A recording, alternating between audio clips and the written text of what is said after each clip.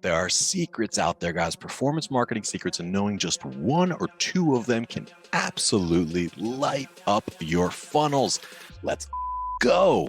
This is the Revenue Driven CMO. I'm your host, Chris Mechanic. Join me as I uncover the secrets of the world's most elite CMOs and marketing leaders. The Revenue Driven CMO is sponsored by Web Mechanics, the AI driven performance agency that makes you smarter.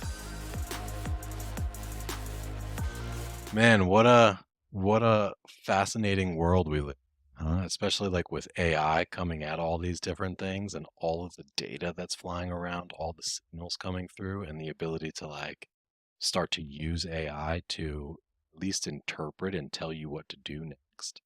Yeah. It's really exciting time to be alive as a marketer.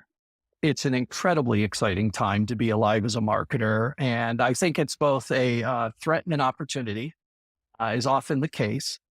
Um, if you look at the innovation that we're doing in our products, for example, we've got AI throughout everything that we're doing, right? And you hit on a key point, right? If you think about it from the buying process, so flip it around, right? We talk about enabling revenue teams, but you think about it from the buying process, it's hard to buy software nowadays too, Yeah. right? And so that then translates into a very difficult selling situation on the other side of it. And so if you're a B2B seller today, and increasingly you're a full life cycle seller, right? You have to generate pipeline, you have to move things through, you have to get them across closure. And a lot in the SaaS world, you've got to worry about them post close as well, right? Getting them up to value, and you may have compensation tied to that, and because it's tied to retention and everything else. It's really hard if you think about the buying committees and how much anonymous stuff researchers, buyers can do and everything else. AI is a perfect application for that. One, because it can analyze a lot of data and help prioritize the set of actions you should take. Yeah. Because for every opportunity that I'm working, some of them very top of funnel, some of them middle, some of them bottom, right? All over the place, every opportunity, there is a multitude of complexities. There's a buying committee. We talked about engaging all of them that I need to do. There's a set of next actions that I need to do. How do I help make order from this and prioritize the actions that are going to help me achieve the business outcomes that I want? It's a great application for AI. And we've got purpose-built Conductor AI, we call it, that is embedded into our product. That is that prioritization engine. It's taking signals from your buyers. It's taking first and third party signals. It's taking insights that it grabs from the process and the results and the outcomes that you've delivered. And it's feeding all that into a prioritization engine. And it's helping to tee up for the reps at any one point in time. What are the next things that you should do? And then it's helping you actually execute on those. So it's automating them as well, because we've done a lot of research in looking at the percentage of time that reps are actually spending working deals with all the administration and CRM systems and meetings and everything else. It's just woefully too little. And so to Yeah. the extent that we can automate that through generative AI and automation of transcripts from call recordings and everything else, we can free up time. So we can Yeah. prioritize, and we can help you drive action and automate the steps that you need in order to achieve the business outcomes that you're trying to deliver for the organization and for yourself personally. Let's talk about Salesloft. I'm a fan, I'm familiar. But I know you guys have been doing some moving and shaking, but could you give us like an overview for folks that aren't as familiar as me? Yeah. So if you're not familiar with Salesloft, Salesloft is technology for revenue teams, and very important, the team itself, the revenue team. And we make it possible to prioritize and take actions, close more business. Yeah. And we talked a little bit about that earlier. We leverage a lot of data. AI is foundational to what we do. We've got a lot of innovations around AI. And it's, used from companies of small sizes up to large. You may have seen that we announced back a couple of months ago a very strategic relationship with IBM. Mm. So not only are we going to technically embed Watson X in to leverage as part of our AI platform, but they have extended beyond an initial group, which was in their digital business, to now all their global sellers. So over 30,000 sellers are going to be using Salesloft within IBM. I have a great working relationship with IBM, a very, very smart organization, very thoughtful about how they evaluated the technologies. They had access to every technology out in the marketplace. And fundamentally what it came back to them, which we find time and time and time again, if you really want to drive change, if you really want to impact your sales organization's ability to hit their outcomes, you've got to implement a workflow and you've got to standardize and make consistent the processes and how you achieve your selling. And Salesloft is phenomenal at helping to do that. And as we talked about earlier, it not only helps prioritize the actions you need to take, but then it helps execute those. It drives a workflow. It drives a process with you in order to execute those different changes. And so that's what Salesloft is all about today. And we recently acquired Drift. And so for many people on your in your audience, I'm sure you've probably heard of Drift Of because course. Drift is sort of driven and created this market around conversational intelligence automation. And they continue to innovate in a phenomenal way. But fundamentally, what we saw was this common desire to connect the sales and marketing functions to help deliver these outcomes. And through personalization and through a better buying experience, Drift helps now us achieve this overall vision that we wanted. And so they've just released some recent innovations. Forrester Wave just came out. They're a leader in it multiple years in a row. They just continue to innovate in a great way. And we think it fits in beautifully with our mission to help revenue teams drive the business outcomes that we can help in. No, that's huge. That's awesome, man. And But as a I'm marketing person, I personally love it, right? So yeah. now, we can become best in class at not only leveraging Salesloft, between the sales and marketing teams, but also Drift between the sales and marketing teams. And so it's sort of, absolutely love it from my chair. Yeah, and that was quite recent, right? Like Very recent. Yep. 3 Yep. months or so ago. Just in February. Yeah. So very, very recent. So we're obviously building the integration. We're going to be able to take signals from the Drift product and then feed them into our AI engine for this prioritization and everything else. So it's really, really exciting, the innovation that our teams, that's the other thing that you notice about Salesloft, right? The quality of the team that we have is just exceptional, right? We've got David O'Brien now, who's the CEO, just a phenomenal track record. He had been at Yammer, he had been at Salesforce. We've got Ellie Fields, who heads up the product organization. She had been at Tableau, then was at Salesforce, just Wow. driving incredible innovation there. Mark Nemec has just come over to lead up our revenue organization. He was at Salesforce for many, many years. We've got Sam Loveland, who heads up our customer organization. She was at ServiceNow. Just Wow. phenomenal talent, top to bottom in the organization, and just incredible amount of innovation coming out of the teams. It's really, really exciting. That's super cool. So Salesloft, essentially like what I was alluding to earlier, wouldn't it be great if there was something to just like tell you exactly what you needed to do and when? That's Like right. that's basically Salesloft for the sales team. Then you've got Drift, which historically has been focused around conversational intelligence. So is it and sold primarily into the marketing orgs. Yep. So is it the type of thing where historically your main persona was in the sales org, now all of a sudden you're selling both into the marketing org and the sales org. So it's kind of all coming together in a way, like the It's same thing exactly with right. with Yep. And aligning as your I goals, right? Exactly right. And it's all about bridging these two functions to be one revenue team around one set of goals and to drive better outcomes. And we think the bridge function between those is increasingly RevOps or a sales ops function. And so all three of those personas, as I mentioned earlier, are critical to the sale.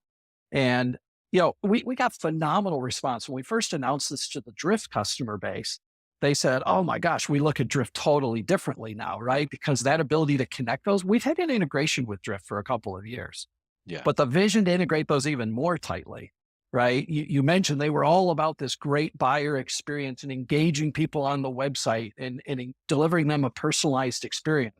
Well, how is that not a function of the overall selling process that we're trying to automate and prioritize and help teams execute to be more proficient at? It's the natural part of it. And so now we're able to bring those together in a more integrated overall offering. If you were there right now and going to grad school to study something, like what's something kind of unexpected that you might study? Or would you just be like, hey, AI, because it's still early? Mm. So, a few responses there. So, first and foremost, I actually believe AI is underhyped, and we do not know what's about to hit us in the coming 3 and 5 year time horizons. And we can talk about that separately after this.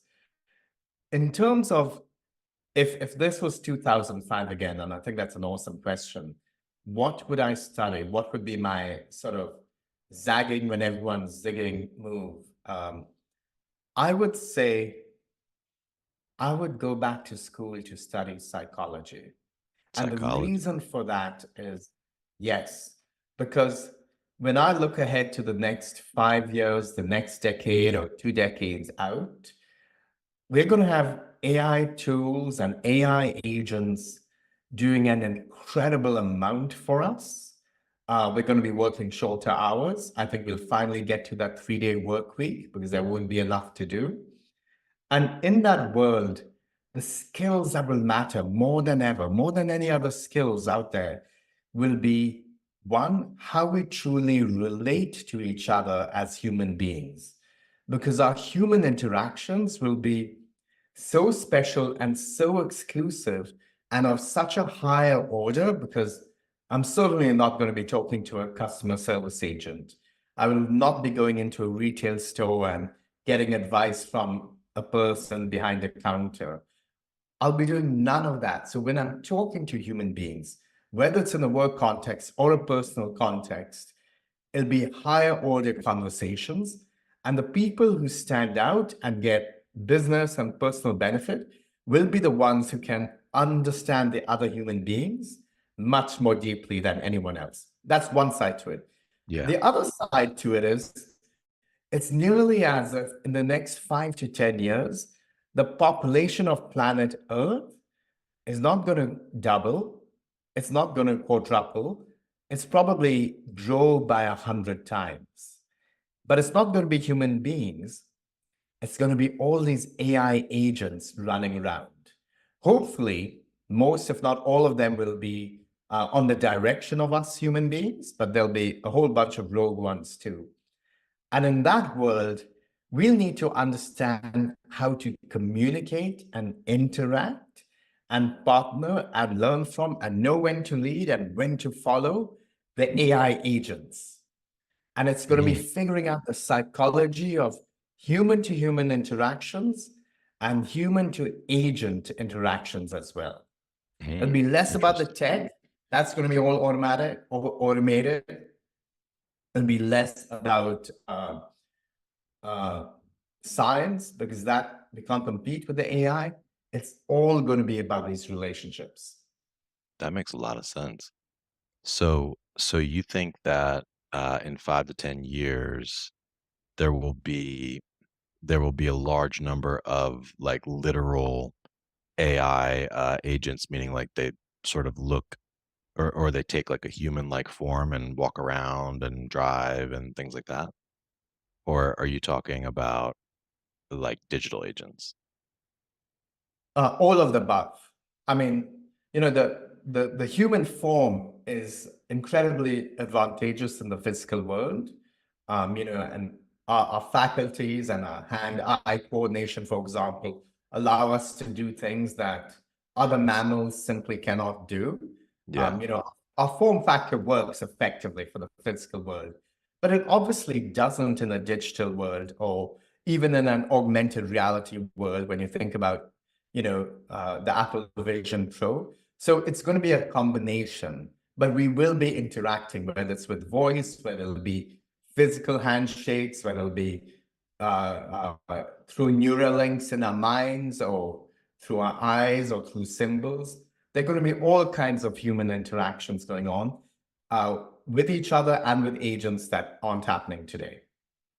Yeah. So it seems like you are maybe a like Elon fan just because you mentioned like Neuralink and or is that right? Like you follow Elon Musk? So I would say I used to for all that he was doing. And now I would say I'm a bit more of a detractor because Interesting. I truly I truly believe that as we enter this AI era, and whether you're a marketer, communicator, a product person, a writer, a poet, a musician, whatever your field may be, for us to survive and make sure that our children and our grandchildren and their children have better lives than we do, we need to make sure we're taking a people first approach for the AI era. And Mm. I would happily suggest that folks like Elon aren't necessarily doing that.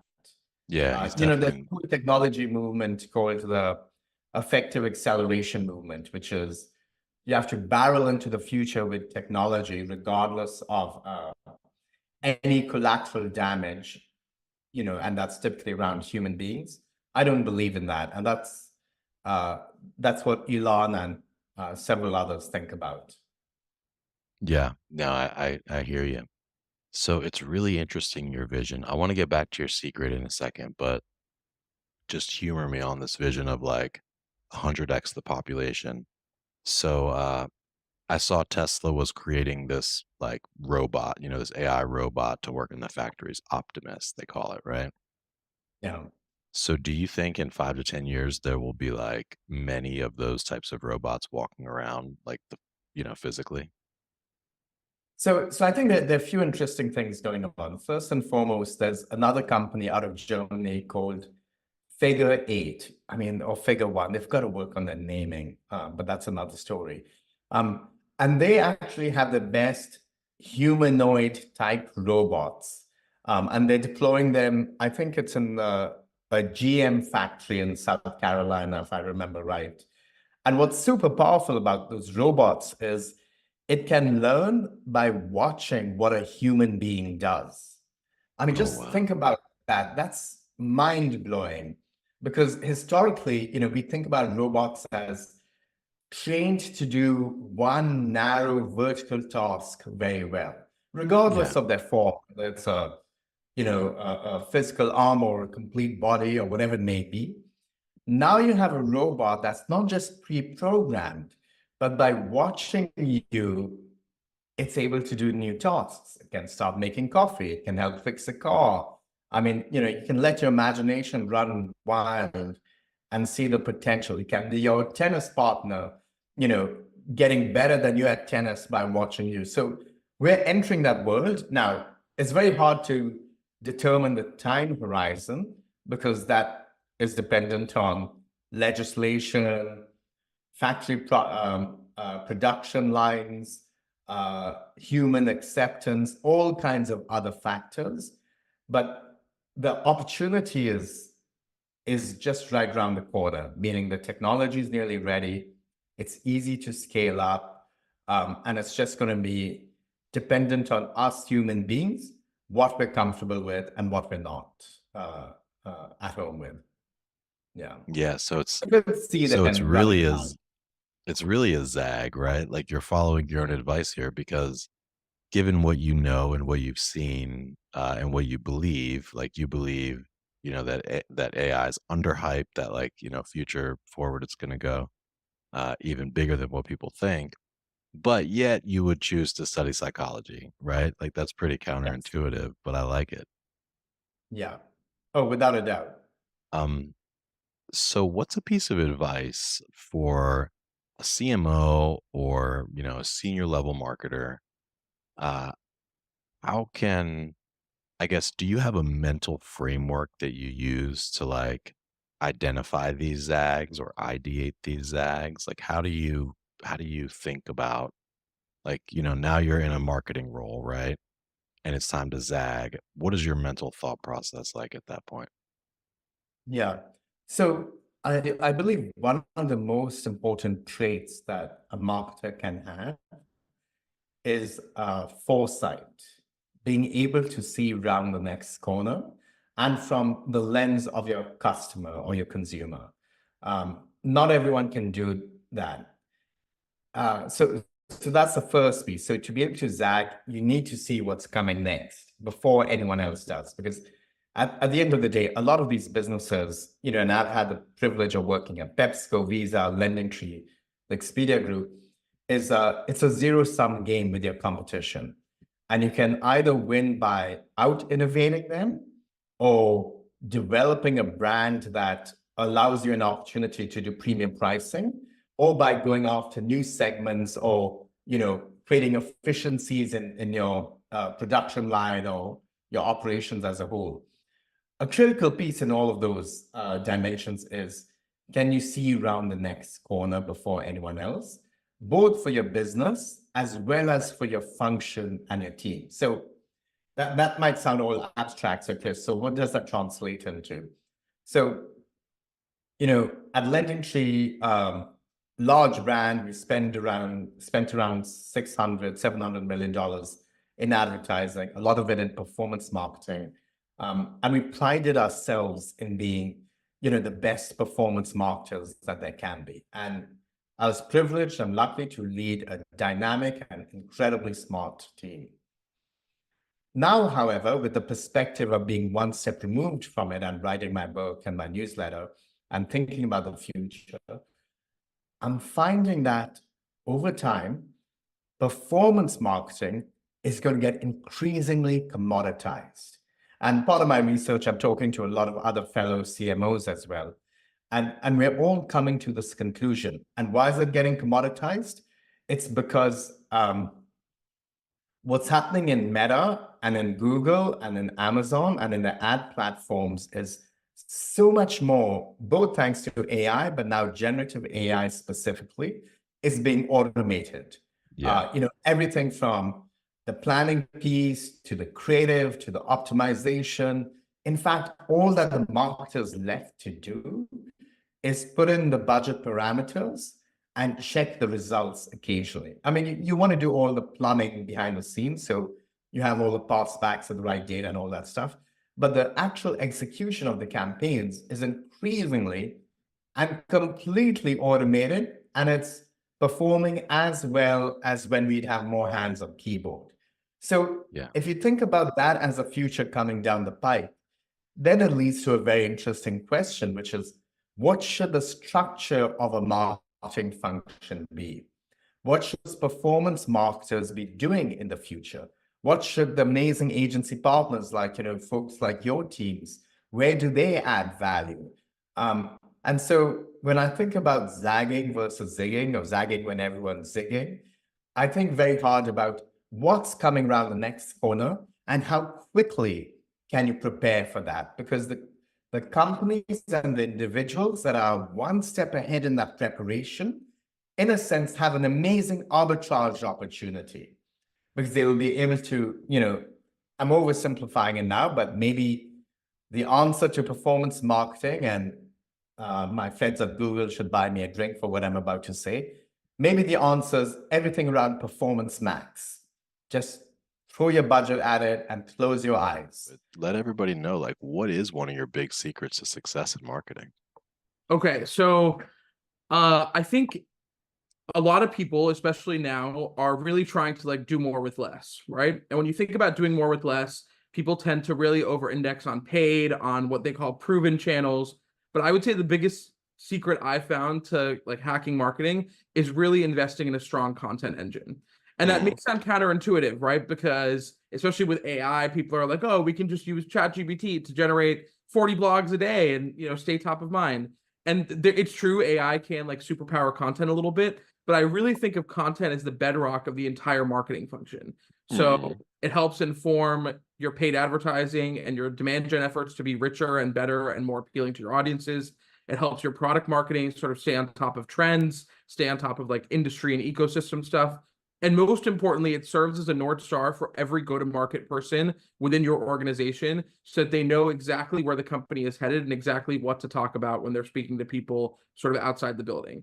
So I would say, at every team I've run, there has always been pressure to, invest more in roles that are quote unquote revenue generating, right? People who are actually their function of their job is to bring in revenue. But I've always held really strong that we need to have very strong content marketers who are able to help sort of guide us forward, stay on top of the industry, create really rich content that AI just cannot create. And serve as sort of a North Star or a lighthouse for the rest of the organization in terms of how we speak about our product and our category.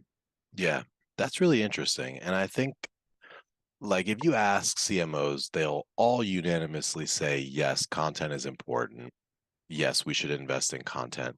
But how do you do that? It sounds like you've got an effective method of actually like investing in content. Can you I tell us a think, little bit about your approach there? yeah, I think theoretically they would say, yeah, of course, invest in content. But if they have to choose one rec out of two, and the options are either hiring someone to like run Facebook ads or a content person, I think a lot of people would choose the Facebook ad person because they want to keep the lights on, they want to keep the demand gen engine running. But I actually think that's the wrong choice. I think if you're going to use AI to do anything, use AI to like automate and build strategy for some of your demand gen, and have like a person with a real brain and a real like creative spirit working in content. I think, tech has also changed in the last like 10 years. It's rare to see a tech company that has like a full editor in chief and like a 40-person content staff running their content marketing. I think you can do a lot more with less now, particularly with the advent of AI and using like different tools to help accelerate content writing. But I think the key is making sure that your content team is really closely connected with the business and what you're trying to accomplish, and making sure Yeah. that every piece of content you develop is done for a reason. So whether it's done to drive like awareness, whether it's meant to be like part of the conversion area of the funnel, whether it's meant to sort of introduce you to a new vertical, new geography, whether it's meant to get people to think about your product or your offering a little bit differently, I think being really purposeful behind the content you develop is really the key to making sure it's successful. I Yeah. think I've observed a lot of times people will just like hire someone, give them a list of like 15 ideas that came from the CEO, right? Because CEOs love to be like, oh, we should write a blog about this, or like, oh, we should publish a white paper about this. And they just Yeah. have this like Google Doc list of stuff that they want the content writer to write. They're like, okay, go write it, without like a plan or a strategy in place for who this content's supposed to reach, what its purpose is, how you can take one piece of content and use it to impact every other part of marketing, from like your sales process to your paid ads to all of your demand gen tactics. People don't usually think about it. People don't think of content as the start. They think of content as a piece like towards the middle or the end. Like, hey, we're launching a new product. Demand gen's going to run ads. Product marketing is going to do training. The brand team is going to put out a press release and do PR. And oh yeah, at some point we'll do like a blog or a white paper just so we can like, get leads and share it on LinkedIn. What else keeps you guys up at night? I think figuring out a smart way to integrate AI into marketing is a big one, and I'm sure something that a Yeah. lot of people are thinking about. I think like initially there was this burst where people were like, "Oh my God, let's use it to do everything. We'll use it to build all of our future plans. We'll use it to write all of our ad copy. We'll use it to write all of our blogs." And I think like the sun is sort of set on that dream, in that AI has to be guided, and it can do a lot of efficiency and create a lot of efficiencies very quickly, but it's not like a magic bullet. Yeah. But just thinking through, like, I think the name of the game for so many marketers this year is like do more with less. And so thinking through ways that we can use AI to help keep our team more efficient and move faster, not necessarily Mhm. like replace people's job functions. Yeah. Like content repurposing seems like a great application for AI. Yeah, like It's like, plugging a piece of content and seeing like what else can we do with this. yeah, or like take this take this long form piece of content and create a Facebook ad, create a LinkedIn ad, um, or vice versa. Here's a LinkedIn ad, like help me to outline a longer form content piece, and then build in, sort of headline by, or then build out the outline from there. Yeah, I mean, I think it definitely is helpful and a good starting point. I think where people often go wrong with this is like what AI will never be able to replace is creativity, because creativity is born like from within, and it's something that like if you sit and you spend time and you put your like, not to be corny, but if you put your like heart and spirit into something, you will come up with richer and better ideas than if you just try and phone it in. And so like Right. I think to your point, let's say you take a long form piece of content and you're like, hey, come up with 5 like paid ads taglines for this. It'll give you 5, but it doesn't have all of the context and all of the awareness and also all of the individual knowledge that you as the person running ads has. So it's a good starting point, but you can't run a marketing team without creativity. Like Yeah. it just won't work. And like we've seen that so much recently with like with design tools that are using AI. It's like, hey, create a graphic for this or create a logo. And it's like they're usually bad. And that's what most people say. And they're bad because like a designer who has like the skill of artistry and design is able to bring so much more to something than like a robot will. And I Right. think in the same way that like I used to work for an event marketing company, and I remember there was all of this chatter about how, oh, virtual conferences are really gonna like take over. And then because it's so much cheaper, people don't have to travel, people don't have to stay in a hotel, they don't have to leave their families. And then during COVID, people especially were like, yeah, virtual conferences are never gonna go away. People are never gonna want to like leave their homes to fly to Vegas to go to like a musty convention hall ever again. And Yeah. they've never taken off. And the reason why is because there is something real about people meeting each other in person and interacting. Like you can never take that away and you can't replicate it. And so I think when it comes to marketing, I feel that same way about like the creative spirit. You can never replicate it through AI. Is there some way to be in an established space, but somehow not be following along? Yeah, I mean, I think what you have to do, absolutely, of course there is, and there's always opportunity within these established verticals, but the key is you've got to be able to deliver the next best thing, right? The next best opportunity. And as a lead buyer, as a business owner, what I'm thinking about is how do I get better quality leads, right? Versus, and quantity is always important. It's got to be a scalable opportunity, but you've got to be able to deliver on the quality. And so what I think the next thing is here, and if you're a marketer, you should really be thinking about conversational AI.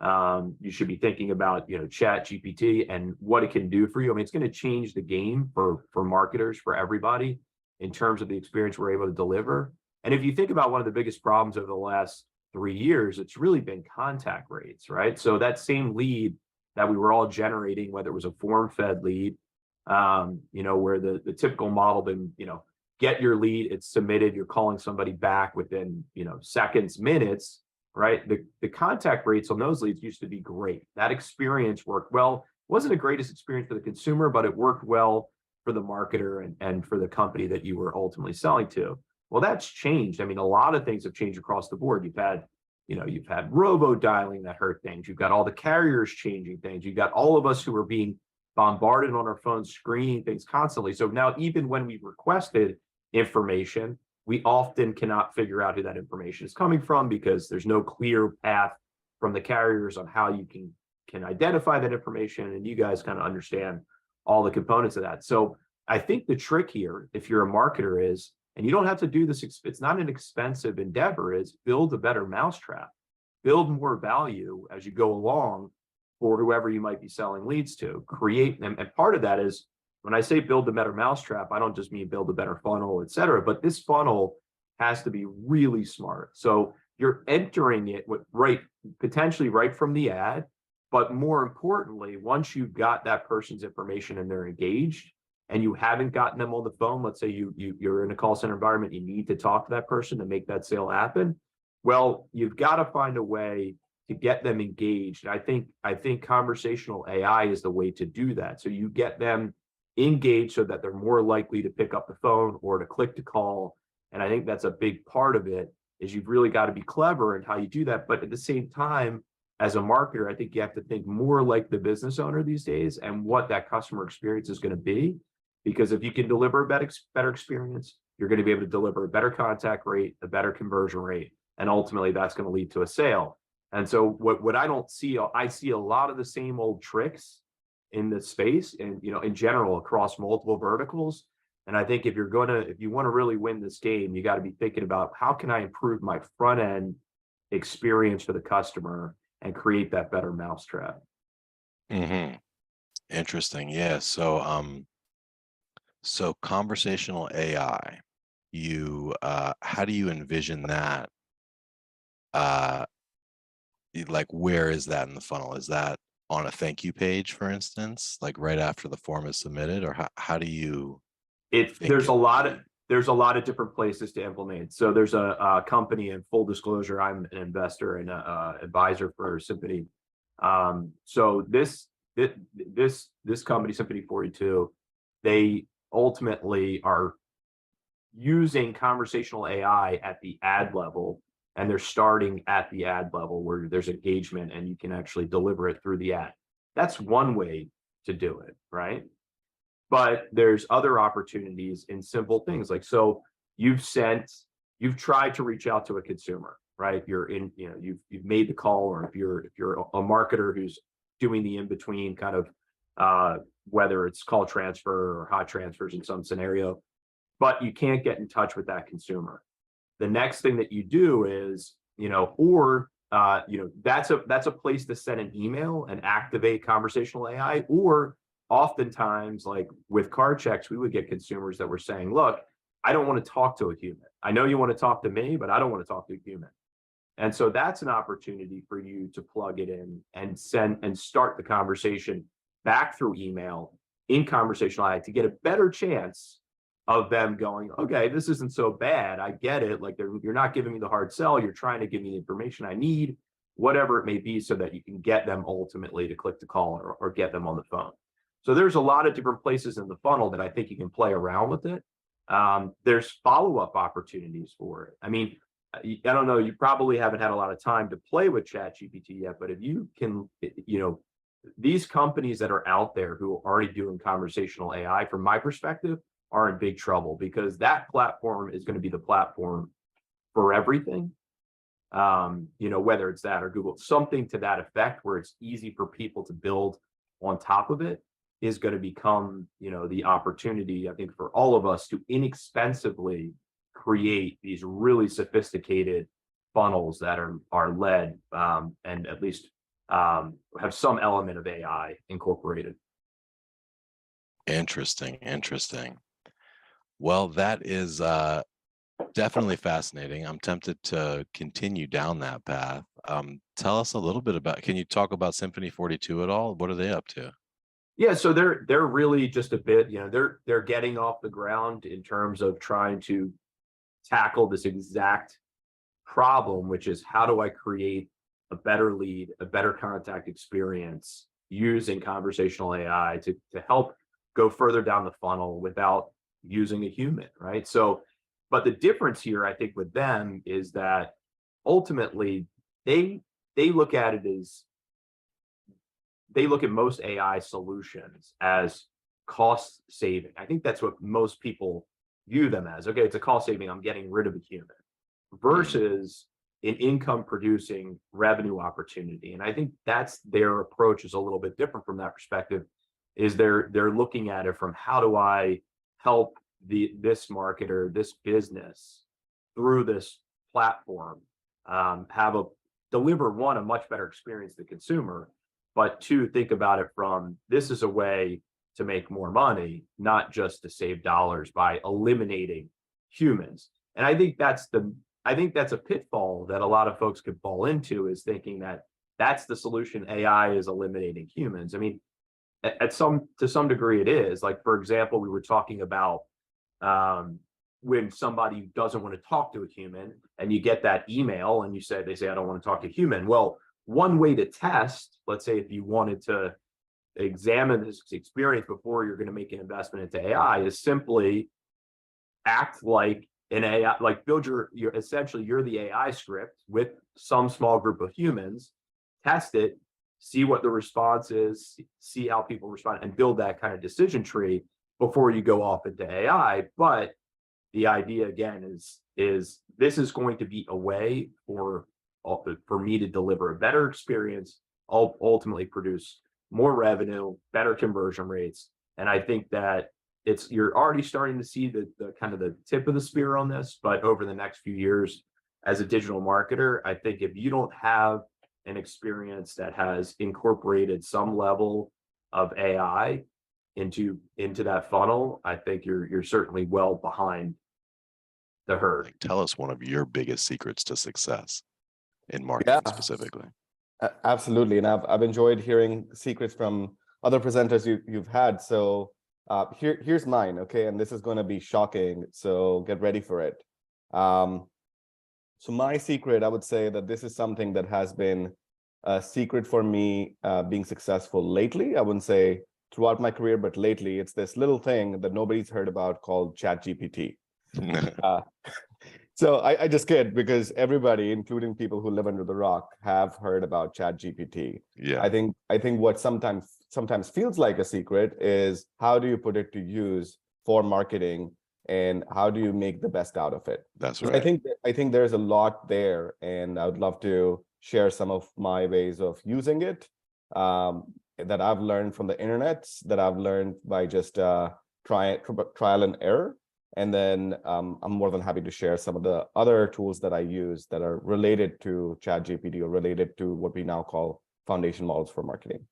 Let's do it. I love it. I think we'll be safe to skip like the what is ChatGPT. I think, pretty much anybody listening knows what it is, but I'd love to hear about some of the ways that you're using it. And I'll tell you about some of the things we're doing with it too.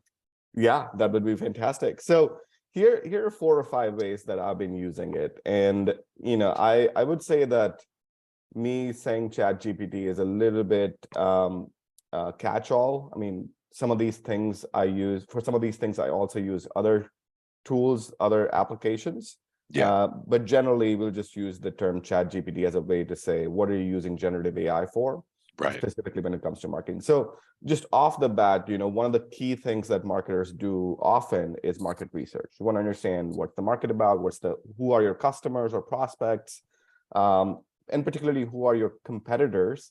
And a big job for marketing is about positioning against that market or positioning in that market.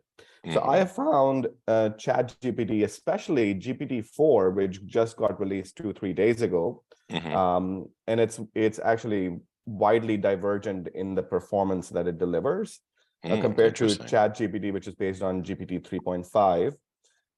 The way I use it for market research is I ask very simple questions as to who are the key players in a particular domain. And then I would refine it based on, of course, my my knowledge of the field. And then I would ask specific questions as to go visit the website and help me understand how are they positioning themselves, what is their lead, and then how are they differentiating themselves. Give me top 5 differentiators. But I also ask another question, which is actually oftentimes more insightful, which is what are their shortcomings? I think this can really help you identify what are white gaps in the market. And then what I do is I take the same and I do a little bit of mystery shopping. So I ask ChatGPT to do the same on my website. This way, I know that one, is my messaging consistent? And, it's a good way of using ChatGPT as a mirror to say, I know nothing about my company, my website, my product. And if someone comes to my website and they consume all this stuff, what is a nominal takeaway from all of this through the lens of ChatGPT? Right? So tell us a specific prompt. Well, let me just clarify first. So you're going to ChatGPT and you're taking competitor A and you're saying, hey, ChatGPT, tell me what competitor A's top 5 differentiators are. Yeah. Basically.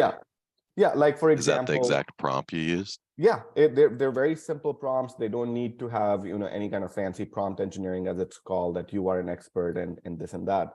I just go very simple and I say, who are the top 5 competitors in space X, right? Space X meaning, your domain. And then I try to keep things limited to 5 because, and usually ChatGPT responses are anywhere between 5, 7, and 10. Yeah. I like to think in the rules of 3s and 5s. So I'm just projecting my own thinking on top of ChatGPT, which makes me feel a little bit more in control. Yeah. I'm sure that we all are feeling less and less of it as all these things are coming around us. But anyways, I asked that prompt and then I drill down.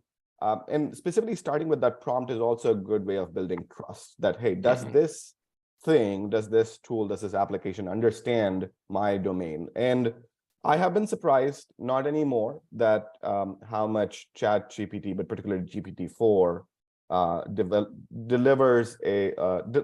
and delivers a contextual awareness of the space. And the more prompts you ask, the more contextually relevant responses it starts creating.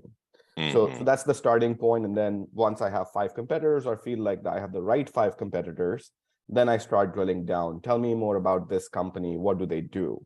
And it creates anywhere between 1 paragraph and 3 paragraph summary. Yeah. And then I talk about, okay, tell me now, what are their top 5 differentiators? And then I ask the same question of another competitor, and I try to filter out, are there any common, denominators in that differentiator that are just generic? Like, for example, in my domain, I see interoperability as a differentiator that a lot of companies use. But the fact is that if I ask the same question about one competitor versus another competitor, ChatGPT responds with the exact same response for both competitors, right? Which tells me that it is it has a signal around interoperability as a differentiator, and it's kind of making up the rest of the stuff in context with that space and that domain. But I would probably discount that as a differentiator for the most part, but certainly I would not include it in my white space, because if ChatGPT is already talking about it as a differentiator for 2 or 3 of my competitors, that is not something that is so highly valuable that I need to also double down into. Right. Or it's not that unique, at least. Or it's not that unique. That's true. Cool. Well, that's really interesting, because I've heard about people using ChatGPT for market research, but I've never heard of an example that specific. And I think what you started saying this, but then turning that lens back on your own company and asking the same questions for your own company to see just like how congruent is your message across the site? You know, can a robot go there and like really come back with having heard that message that you want them to hear? So that's a really cool technique. Yeah, I used to do some of this I still do this quite frequently, both in interview settings or in just familiarity settings or learning settings, is mystery shopping, right? So when I decide to join a new company, I will go mystery shopping them throughout their marketing and their sales funnel till however far I can get to. And then from time to time, if we are adopting something new or on our front end, specifically around the website, then I will go through that path yet again. So we just added a chat capability to our website, and I honestly didn't even do it as a mystery shopping. I just showed up on chat, and this chat is powered by our BDR team. So I showed up on chat and I said, hey, I want to learn more about your product, just to see what the experience is now that this chat is live. And one of our BDRs, and we are a small team, so everybody knows each other, but our BDR couldn't tell that it was me. And this BDR is really good at putting out social posts about the company. So I was complimenting him. I was saying that, are you the most prolific social marketer at Snorkel? And he freaked out a little bit. He's like, why is this prospect who's just visiting our site kind of telling me all this stuff? And we had a laugh about it once he discovered that it was me. But yeah, I think mystery shopping is definitely I believe that it's an important and a good way of understanding how your marketing is sticking. Can you use ChatGPT somehow with mystery shopping, or that's just like a technique that you use? I would say mystery shopping in this context is the fact that ChatGPT is reading your website and is giving you some insights about what it learned. I got you. I'm a huge fan of mystery shopping too. I often do it with clients. I'll fill out their web form and basically see, how long it'll take them to call me back, or if they call me back, or what they say when they call me back. Yeah. So that's really cool. Well, hey, tell me about, because you seem to be pretty well versed in the difference between GPT-3 and GPT-4, which I personally am not. And so it's very timely. Can you tell us what you know about the major differences between the two? So my specifics might be a little bit off, but GPT-3 was released, I believe, sometime in 2020. November, I think. Yeah. 2021, 2022. No, like I said, my dates are mixed up. I think it was released sometime in 2021. And then in 2022, last year, we had November when ChatGPT came out, which is based on GPT 3.5, which is an augmentation on GPT 3. But GPT 3 is, one of the things about GPT 3 is that it's trained on data that is pre-2021, and it is a 175 billion parameter model. The most things that GPT-3 does is it focuses on text-based input, right? That's the primary mode or data modality that it works with. And even within that, it's unstructured text that you paste whatever text, doesn't matter the formatting, you just paste it in and let ChatGPT or GPT make sense of it. The reality is that there are other data modalities. There are more structured data modalities where you have columnar information or you have form-based information that have relationships, spatial relationships. And that's something that GPT-3 wasn't taking into account. And there are many applications that you could develop if you had that level of understanding. Like a spreadsheet almost, like you couldn't really upload a spreadsheet to GPT-3. Yeah, and the funny thing is that there is a blurry line between unstructured, which is just plain text, and semi-structured, which is some sort of spatial organization or fully structured text. So it's not as if ChatGPT can't do anything, It just doesn't understand that very deeply yet. Mhm. The other data modality that it didn't fully have a deep knowledge about was skill about was images. Right. So those are some of the things that are improving in GPT-4.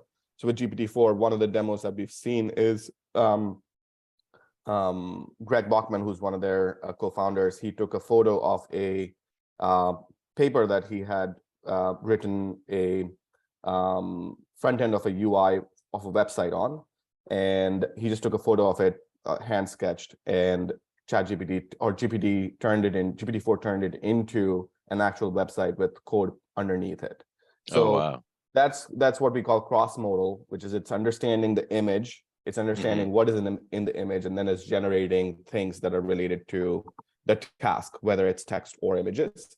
And then the other thing that's unique is it's trained or different. It's trained on more recent, much more pervasive data. So it has a lot more contextual information about what's happening in the world. But the training is still, a point in time. It's not that it's, always current.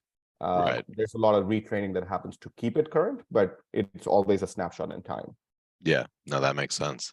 And I know that the previous data set ended in 2021, but the new training set is up to 2023 or 2022. I would imagine it would be sometime in the middle of 2022, because it does take quite a bit of time to go from just data set to a production version of these models. Now, that said, all the interactions that you and I don't know how many millions of us have been having with ChatGPT is used as its training data as well. So that also is continuously fed into it to improve it on the edges. And that's a wrap. Thanks for joining us here today. For show notes and other episodes, visit us at revenue-driven-cmo.com. That's revenue-driven-cmo.com. And hey, exclusive for listeners of this podcast, Web Mechanics will do 10 to 20 hours of work for you for free. Literally no sales calls, no BS. Just give them a problem and they will put a team to work for you for free for 10 to 20 hours.